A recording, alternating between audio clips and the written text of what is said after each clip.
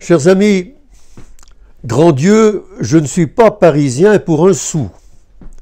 Mais malgré tout, j'ai un faible pour le premier évêque de cette ville, un martyr, qui s'appelle Denis, et qui un jour après son martyre porta lui-même sa propre tête à l'endroit où il voulait être enseveli.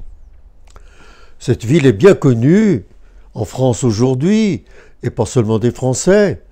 C'est la ville de Saint-Denis, dans le département de la Seine-Saint-Denis.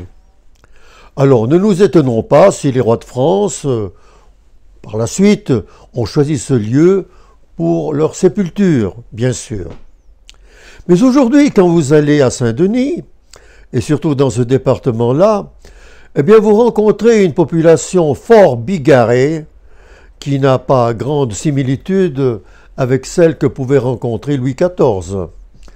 Elle vient de tout continent, et en particulier d'Afrique ou des Antilles.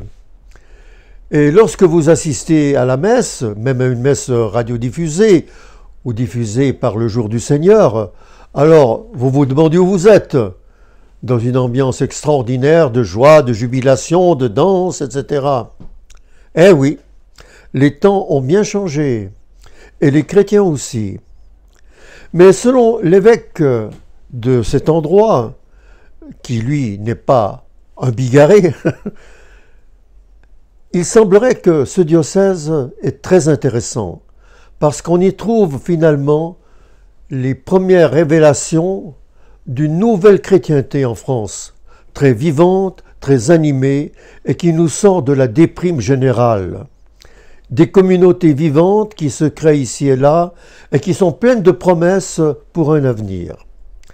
Alors, chers amis, notre Église est catholique, elle est universelle, elle fait confiance à tout le monde, à toutes les cultures, mais les cultures, comme les civilisations, changent, mais la foi demeure.